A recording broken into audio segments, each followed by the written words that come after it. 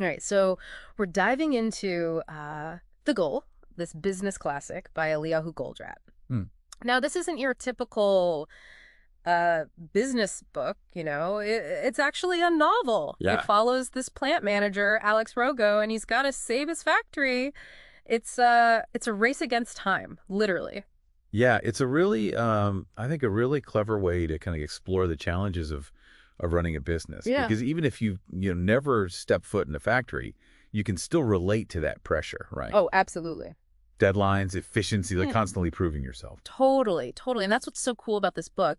It's relatable no matter what you do. Mm-hmm. So we're going to pull out those really key insights from the book and really focus on productivity and efficiency and ultimately what drives profitability. Yeah. And we'll kind of see it all through Alex Rogo's eyes as he tries to turn things around. And I think it makes you question some assumptions too. Like we focus on things that seem important, but they don't actually get us closer to the goal. Yeah, for sure. So, okay, let's meet Alex, our main guy. Yeah. He's a plant manager, and well, his factory's a mess. Yeah. He's got 3 months to turn things around, or the whole place shuts down. A lot of pressure. Yeah, can you imagine? Oh, and to make matters worse, the plant is just chaos, like constant emergencies. I know. Orders are always behind, and everyone's just like running around. Oh, Yeah. orders are always behind, and everyone's just like running around, Yeah, like putting out fires all the time. Yeah, just it's a picture of like inefficiency, Yeah. frustration. You got mountains of inventory, right? Nobody's buying it. Mm-hmm. Deadlines are whooshing by,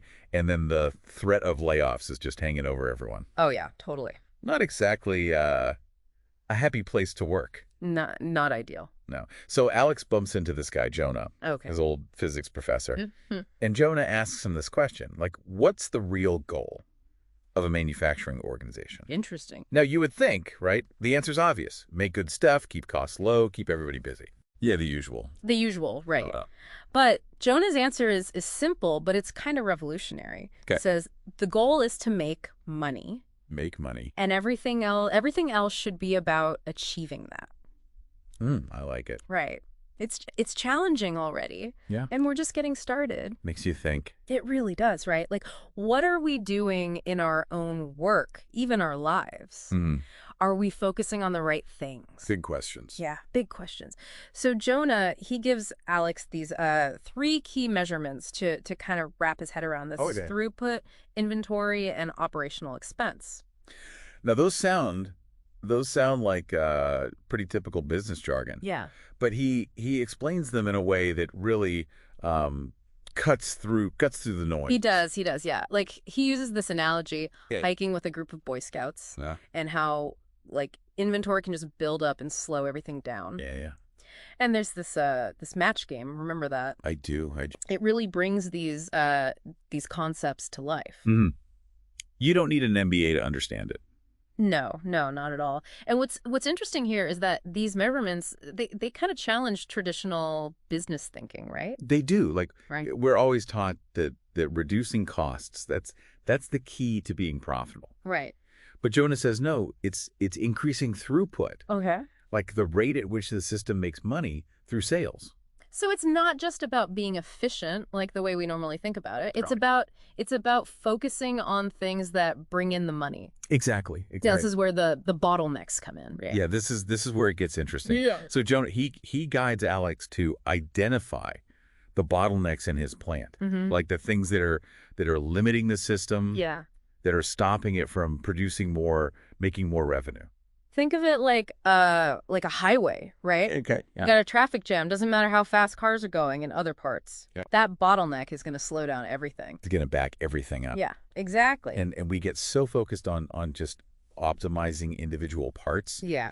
that we miss the big picture. Yeah. We try to improve efficiency in areas that aren't actually holding us back. Yeah, totally. So in Alex's plant, they discover that their most expensive machine, the NCX-10, this high-tech thing, Oh, wow. it's actually one of the biggest bottlenecks. That's funny, right? We always think Yeah. the newest, shiniest equipment, that's going to be the most productive. Yeah. But really, any resource can be a bottleneck Yeah. if it's not managed right. Yeah. And sometimes the problem's not even the machine itself. Right. It's the way the whole workflow is organized around it. It's like the system The system, yeah. around the machine. So once they figure out the bottleneck, like what's next? How do they fix it? Well, Jonah tells Alex to exploit the constraint, Okay. which means, make sure the bottleneck is never idle. Always working on the most valuable products. Okay.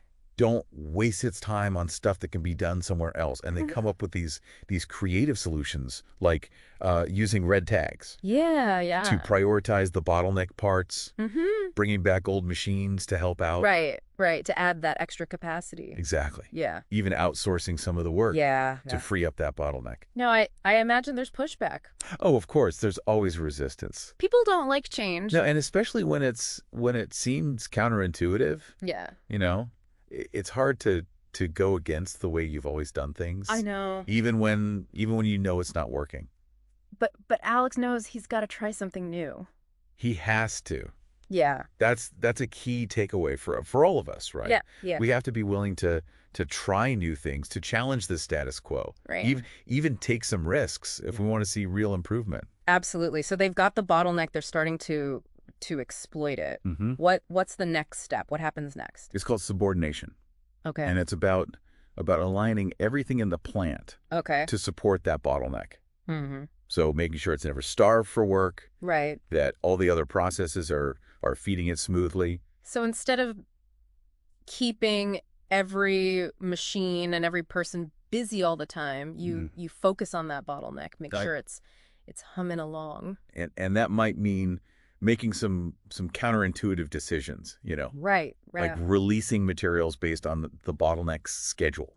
Okay. Not just some arbitrary efficiency metric. Yeah. Or cutting batch sizes in half to improve the flow, be more responsive. And it's not just changing processes, right? No, it's not. It's about educating everyone. Yes. Like, why are we doing this? Why are we changing? Why is this important? It's a whole new way of thinking. It really is. Right. It's a fundamental shift. Yeah. Instead of focusing on local efficiencies. Right. The goal becomes optimizing the entire system. The whole system. And that requires, a different way of thinking about work, about productivity. Yeah, it's fascinating, right? It is. It makes you really question how we approach problems at work, even in our personal lives. Yeah. We get so caught up in doing things the right way that we miss the big picture. We miss the forest for the trees. Exactly. Not much to unpack here. I know. There's definitely more to this. Yeah, there's a lot more to this story. Yeah.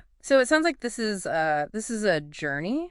It's not just like a quick fix, right? No, it's a process. Yeah. So once they start making progress with the bottleneck, what happens? What's the next step? Well, they start seeing some pretty amazing improvements, as they get better at managing that bottleneck. Right. Throughput goes up, inventory goes down. They're hitting their deadlines. Right. Like the plant is literally transforming. That's incredible. It's pretty remarkable. But I'm guessing it wasn't all, roses and sunshine. Oh, of course not. There were definitely challenges along the way. Yeah. What were some of those? Well, one of the big ones was that traditional accounting methods, they don't always reflect the improvements right away. Okay. In fact, some of the numbers actually look worse at first. So even though they're making progress on the ground, it's not showing up in the metrics that the higher-ups are looking at. Exactly. And that's something Goldratt really emphasizes in the book. Okay. He argues that we need better ways to measure progress. Right. Ways that align with the real goal, making money, not just focusing on these arbitrary metrics. It's like they're looking at the wrong map. Yeah, that's a great way to put it. But eventually, the truth comes out, Okay. The plant's performance improves so much that it actually saves the entire division. Wow. And Alex gets promoted. Oh, nice. He ends up heading the division. That's a great reward, right? It's a classic underdog story. It really shows that focusing on the right things, like those bottlenecks, can really make a huge difference. It can change everything. Yeah, even if it doesn't fit into that conventional business thinking. And that's one of the big takeaways from the goal. Yeah. It encourages us to be critical thinkers, to question the way things are done. Yeah. To always be looking for ways to improve. And it's not just about work, right? No, not at all. I mean, these principles, you can apply them to all kinds of situations. Absolutely. Anytime you have a system with a goal, you're going to have constraints. Yeah. And understanding how to manage those. That's how you achieve your goals, whether it's, your personal life, your career, your relationships. So we talked about identifying the bottlenecks, exploiting them, right, subordinating everything to them. And then there's that last step, elevating the constraint. What does that even mean? So once you optimize the current bottleneck, you got to be on the lookout for new ones. Okay. Because as the system improves, that bottleneck, it might shift. It might move to a different part of the process. Right. Or even outside the system. Sure. Completely. Like let go. Like whack-a-mole. Whack-a-mole, yeah. You solve one problem, and then another one pops up. So you got to be ready to adapt. You always have to be adapting. Yeah. And in the book, Alex's team, they start running into these new bottlenecks. Okay. In final assembly, even in the market itself. Oh, wow. Yeah, they realize they can't just keep focusing on the same constraint forever. So they have to evolve their thinking? They do. Their strategies. Like they implement this system called drum buffer rope. Okay. To kind of regulate the flow of materials. And they start working with marketing. Okay. To develop new sales strategies. Right. That emphasize their ability to deliver products quickly. Okay. Shorter lead times. This sounds like it takes a lot of collaboration. Oh, absolutely. Yeah. Different departments got to work together. Right. One of the things the goal really highlights is breaking down those silos, getting everyone on the same page, working towards that common goal. And that can be tough, right? It can be very tough. When people are used to just like working in their own little department. Oh, right. In their own little world. Yeah. It takes a real shift in mindset. Yeah. To see the bigger picture. To be willing to communicate, to collaborate. Right. And that's when real change can happen. That's when the magic happens. Okay, so we've talked about the efficiency, the productivity side of things. But there's another element here. Okay. That really stood out to me. Yeah. What's that? It's the human side of the story. The human side. That's one of the things that makes this book so compelling. Yeah. It's not just about, abstract concepts and business jargon. It's about people, their relationships, right, the challenges they face at work in their personal lives. You really feel for Alex. You do. And his team. All that pressure. Yeah, he's working long hours trying to save this plant. And it's putting a strain on his marriage, his family. It adds a layer of complexity and relatability. Yeah, it's real life. It is. It shows that, even as we're chasing success, we got to remember there's more to life than just hitting those targets. It's about finding that balance, right? Balance. Success at work without sacrificing your personal life. Right, exactly. And the goal explores that. The dynamics between managers and employees, the resistance to change, the importance of communication. Like there's that part where Alex almost keeps the plant closure a secret from his employees. He's like, if they know, morale's going to plummet. Right.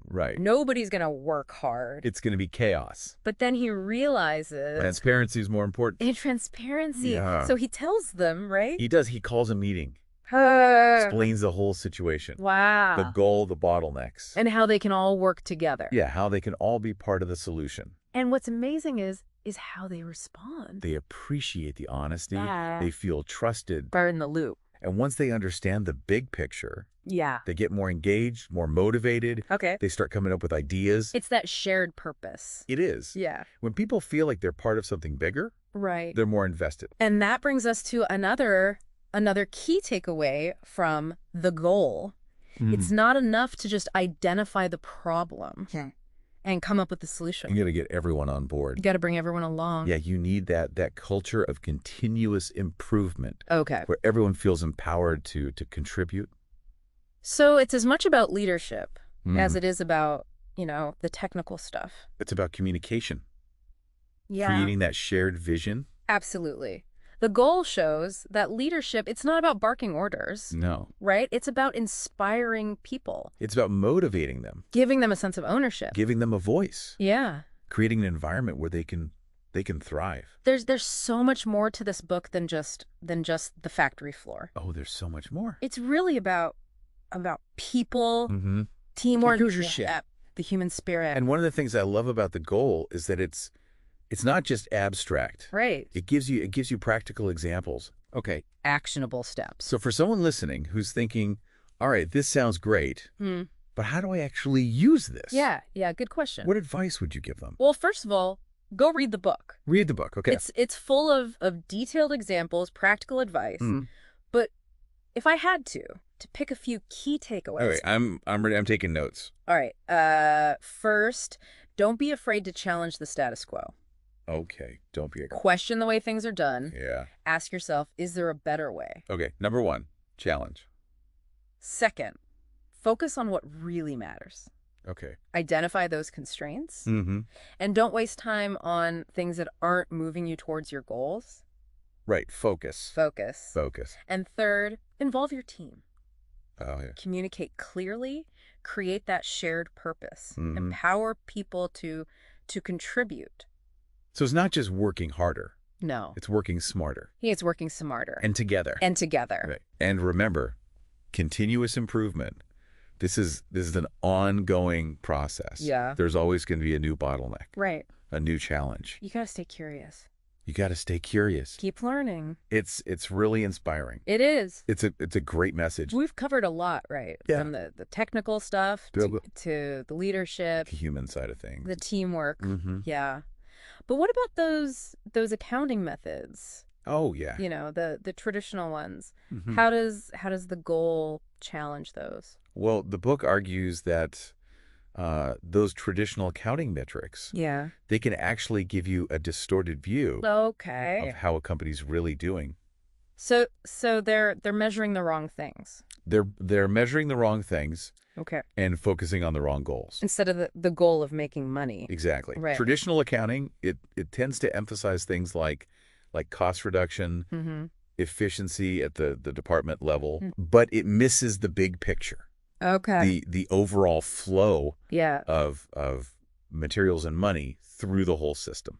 So if you're just obsessed with cutting costs everywhere, you might miss opportunities to increase throughput. Right. Which is, ultimately what drives profit. It's like they're trying to optimize the parts without understanding how they fit together. Exactly. And that leads to, excess inventory, neglecting those bottleneck resources, losing customers because you can't deliver fast enough. Yeah, you're not agile. Yep. You're not keeping up. And that's why the goal advocates for a different set of measurements. Okay. One that focuses on throughput, inventory, and operational expense. So you're looking at the whole system. The whole system. How does a company even make that shift? Well, it takes a shift in mindset. Yeah. For sure. Right. A willingness to question those assumptions. Yeah, because those accounting practices, they're pretty ingrained. They are, but the book shows it's possible. Okay. And it can be really powerful. One thing I noticed in the book is how Alex was hesitant to give his team more responsibility. No. At first, he thought they weren't ready. It's a common thing. Yeah. We underestimate people. Yeah. We hold them back. But when he finally does let go, things start to change. Yeah. They rise to the occasion. Yeah, and they come up with some amazing solutions. It shows that leadership isn't about having all the answers. Right. It's about creating that environment where people feel safe to share ideas, to experiment. It goes back to that shared purpose, right? Absolutely. When people feel trusted, like they're part of something bigger, they're more engaged. They step up. They want to contribute. And the goal is full of these aha moments, right? Where Alex and his team, they stumble upon something that changes their whole approach. It's like those light bulb moments that can happen when you least expect them. It shows that learning, it's a process, it's ongoing. It never stops. And they had to be adaptable, right? They had setbacks, they had conflicts, moments of doubt. But they kept going. They kept going. They never gave up on that goal. And one of the biggest challenges, I think, is breaking free from those habits. Oh, yeah. Those assumptions. It's that this is how we've always done it mentality. Comfortable. It is. It's comfortable. It's easy. It's familiar. But it might not be the best. the goal encourages us to be lifelong learners, to always be questioning, exploring, seeking better ways. Right, whether it's work or life. Exactly. It's about finding those bottlenecks, those constraints that are holding you back. It gives you a framework It does. to break through. To achieve real improvement. So we've covered a lot, I think, today. We have. The key concepts from the goal, bottlenecks, leadership, communication, continuous improvement. And how these principles can apply to any situation where you're trying to achieve something. So as you continue to explore the goal, think about the deeper message, right? Yeah. About leadership. Teamwork. The human side of it.